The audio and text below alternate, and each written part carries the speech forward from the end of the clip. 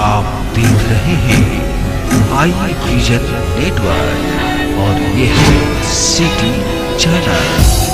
नई सोच नई दिशा। कौन सी परिस्थिति आ गई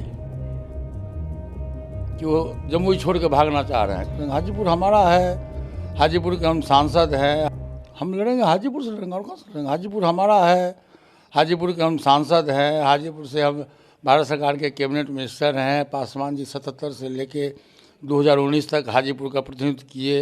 वो चुनाव लड़ते थे, मैं पूरी व्यवस्था मैं करता था। और जब उन्होंने राज्यसभा में चले गए तो उन्होंने मुझको बुला के कहा कि पारस तुम चुनाव लड़ो। उसमें मैं बिहार सरकार का मंत्री था। मैंने कहा कि भैया आप अपने परिवार में किसी को लड़ा दीजिए चुनाव, मैं बिहार की राजनीति में हूँ सदैव और मैं चाहता हूँ कि बिहार की राजनीति करूँ। उन्होंने मेरे पीठ पर हाथ दे करके, हाथ पकड़ के उन्होंने हमसे कहे कि देखो हमारी बात मानो, तुम आज तक सब बात हमारा माने हो। हाजीपुर हमारी माँ है, हाजीपुर की सेवा में किया हूँ और हाजीपुर के चलते पूरे विश्व में हमारा और हमारे परिवार का नाम बढ़ा है। इसलिए मैं तुमको आशीर्वाद देता हूँ। पीठ पर हाथ देकर उन्होंने आशीर्वाद दिया कि तुम चलो हाजीपुर से लड़ो और मेरे द्वारा जो काम बाकी हो गया, अधूरा काम जो बचा हुआ है, मुझको पूरा विश्वास है कि तुम अधूरे काम को पूरा करोगे। मैं अपने बड़े भाई राम का आदेश लक्ष्मण माना और मैं उनके आदेश के तहत मैं हाजीपुर से चुनाव लड़ा, हाजीपुर से चुनाव जीता भी। आज भारत सरकार का मंत्री हूँ और देखिए ऐसा मेरा सौभाग्य है कि पार्लियामेंट हाउस में पासवान जी जिस कुर्सी पर बैठते थे वही कुर्सी मेरे नाम से अलॉटमेंट हुआ। उसी कुर्सी पर पुराने लोकसभा में उसी कुर्सी पर मैं बैठता था। तो इसलिए ये मेरा सौभाग्य है और पासवान जी का मैं छोटा भाई हूँ। मैं बार बार कहता हूँ कि पासवान जी का आशीर्वाद हम पर है, मैं उनका ओरिजिनल उत्तराधिकारी हूँ और मैं हाजीपुर से लड़ूंगा और मैं बिहार में सबसे अधिक मतों से मैं जीत के आऊँगा। चिराग पासवान का भी दावा है पारस जी। आप तो उनसे पूछिए कहाँ लड़ेंगे, जमुई क्यों छोड़ के भाग रहे हैं, क्या कारण है? जमुई छोड़ के भागने का कारण क्या है? मुझको याद है कि 2014 में जब पासवान जी पहली बार जमुई गए थे, उन्होंने जमुई की जनता को कहा था कि देखो मैं अपने बेटा को तो आपके यहाँ सुपुर्द कर रहा हूँ, जब तक ये राजनीति में जिंदा रहेगा आपकी सेवा करेगा।